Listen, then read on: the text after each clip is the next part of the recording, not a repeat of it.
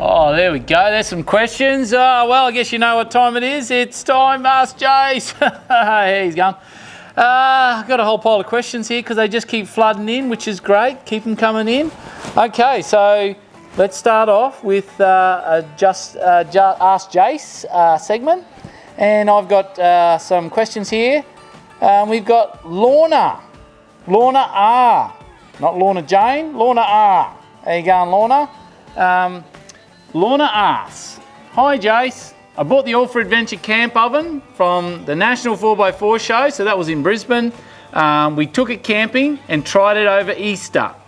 Okay, wonder how it went.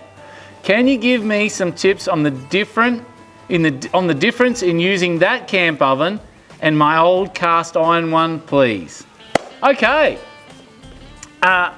Lorna, so basically, I'd be interested to know how you went actually, whether it worked for you or not, because it is a little bit different to a cast iron one. How is it different? Well, I tell you what, it is a lot faster. It cooks faster with less heat. It also, you need to watch where you put the heat in the camp oven, because where you put the heat can control how you cook, okay? How's that work? Well, think of it like this.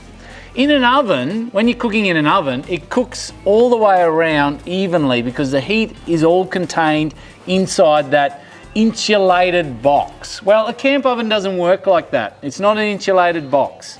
You could actually have the camp oven sitting beside the fire on some coals, and the heat radiating from the fire can overcook one side and not the other. So you've got to think of all these little things. Putting coals underneath as opposed to the top can change the way you cook things. Okay, let's start with everyone's basic first thing you cook in a camp oven is a damper. How do I cook a damper in a camp oven? In Jase's All for Adventure spun steel camp oven. So it's not cast iron, spun steel, nice and light, cooks fast. Right. So we get the damper, we must use the trivet. The trivet is that little thing on the bottom. You stick it on the bottom and that'll stop your damper from getting burnt if you're putting some coals on the bottom. Now, I'm down at, let's say I'm out west a bit. I've got some timber that's got some really good heat in it. So I don't need to use as much timber. So what I do is I put some on the top and some on the bottom to start with, right? And I watch it. I give it about probably 20 minutes and I see it. And I lift the lid and I look, oh yeah, she's cooking nicely. Give a bit of a poke and oh yeah, it's still a bit spongy. And then what I might do then is I'm thinking, all right, so it's had enough heat on the bottom. I'm gonna move it off the bottom coals and I'm gonna add a few more on top. So that'll continue to cook now from the top down rather than burning the bottom. So you can play around with this. You might like it burnt on the bottom. I don't know, what do we call it? It's not burnt, it's glazed. So yeah, just play around with it a little bit. It's all about, having a crack and just trying different things. But remember, it will cook quicker and requires less heat. There you go, Lorna, hopefully that helps you on your next camping trip. That was a good question, that one, Lorna. Okay, here we go. So we got Glenn M. How you going, Glenn M? What's the biggest and hardest bush mechanic job you've ever had to do to get out of the bush? Oh, that's a good one. Well, I could tell you right now, the biggest and hardest job we ever had to do is when Swampy broke down in the middle of nowhere at Cape York. That was an absolute mission. So we'd lost front and rear drivetrain. That means diff, CV joints in the front munched, and rear diff munched. So we were going nowhere. I mean, we weren't going forward, we weren't going backwards, nowhere. It was either walk away or fix it. So, first of all, we diagnosed the problem. The Swampy is an old vehicle, so it's still using that basic stuff, no computer stuff. So we thought, to get out of here, we need the bare minimum, and that's the rear diff. Right? So we didn't fix the front, didn't bother with it. So our thoughts straight away were, how are we going to jack it up? So we had to go on quad bikes, basically a day's ride out, back to base camp. From base camp, I drove another 6 hours north and found a diff centre in the back of basically a scrap yard or wrecking yard up at, was it Bamaga? Cape York Spares. Old mate there helped us out, and I had this diff center. I grabbed the diff center out of the Hilux, so we had to actually pull it out of that Hilux, take it back, put all the tools, all the gear, we had to put a jack and all that sort of stuff, chainsaw, everything, and took it back. We got back to Swampy, basically 24 hours later, and then we started in the middle of nowhere with 46-inch tyres, making jack stands and jacks and basically lifting her up, popping her out, and praying to God that that was the rear diff center that was broken and that we could get it out even, because I've heard stories you can't even get them out, with bits of axles hanging out of them and not being able to pull it apart. Let's go. First gear. Woo! Never had a doubt. Never had a doubt. We moving, baby. So, basically, that would have to be one of the hardest bush mechanic jobs I've ever had to do. So there you go, Glenn. Hopefully that helps, mate. Glenn M. Great question, by the way. Alrighty, we got Wayne. Wayne C. Well, we'll call him Wayne C.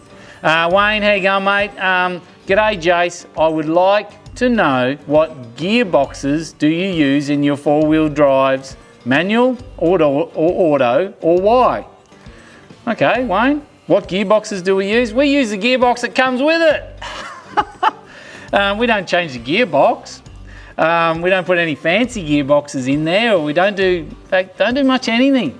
Don't change it much. I don't like to modify things, you know, too heavily from standard, because when you're in the middle of nowhere, that's the hardest thing to fix or get parts for if you've got something that no one's got parts for. So my favourite has to be auto. Like, I used to be a stick man. I love this, you know, stick, changing with the stick and driving and racing and all that. Nowadays, I'm auto. It's full auto, mate. Auto all the way. It's far better in sand, it's far better in the mud, and far better off-road. Okay, so it's a full auto in all our gear. Simon's D-Max is an auto, the 200's an auto. The only thing that isn't is the 79, which is a stick shift. I still reckon they should put an auto in it. So there you go, Wayne. Wayne C. Great question, mate. Hopefully that answered your question. Yeah, it did. All right, Joel E. Joel E, how you going, mate? Not Joel E, it's Joel. How you going, Joel? We've got a question here from Joel. Hey, Jace, huge fan. Thanks, Joel. That's awesome. I would, and I'm reading it as Joel writes it, I would just like to ask, how much power do you and Simon run on your cars? Okay, Joel, how much power do we run? Oh, as much power as we can get. I'm assuming Joel just wants to know, by the sounds of that, Joel, you just want to know, you know, what sort of horsepower we're sort of looking at, all right? Okay, so the trick is to try and get as much horsepower out of your car, or out of your four-wheel drive, to try and get as much horsepower out of your four-wheel drive, but also keeping it very reliable. Okay, so you do that by changing exhaust and chips and you know, pedal torques and all those sorts of things, but you want to keep it reliable, and it's all about reliability. Sometimes you can sacrifice a little bit of horsepower just keeping it reliable. Okay, I know the 79 at the moment, which we use on Unleashed, that thing punches out about 190 at the rear wheels with 35-inch tyres. So that's some pretty serious horsepower. I know the 200 is nearly up near 240, 250 at the rear wheels.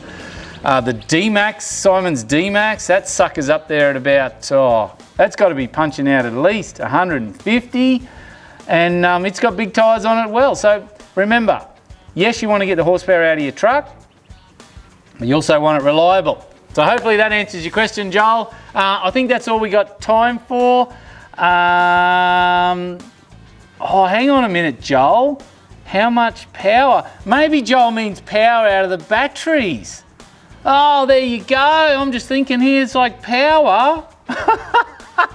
Maybe Joel doesn't mean horsepower. Okay, Joel, just a quick one. Just in case you're asking which power, I mean, just, you know, be a little bit more specific in your question. Okay, Joel, power. So the boys at Battery World, Jared at Battery World, put in 200 amp hours in Simon's D-Max to run all the electrics and all the refrigeration. 200's good if you wanted to, you know, and you want to spend, you know, a long time in the bush and you've got and maybe 2 fridges like I do. Maybe chuck it up to 300, but well, look, with a Red Arc external solar blanket and a Red Arc panel on top, and you got plenty of sun, that 200 is pretty good, 200 amp hours. You can use AGM if you don't want to pay the price of lithium, so absorbed glass mat, AGM, or you can go right down just to the deep cycle batteries, the lead acid deep cycle. They're the cheapest. They are a little bit heavy, but they're the cheapest, and they come in 120s or 100s, you know, 200, 240 amp hours is heaps. There you go, Joel. I've answered 2 bits of that question. I'm assuming the second one is the one you were asking. So there you go, Joel.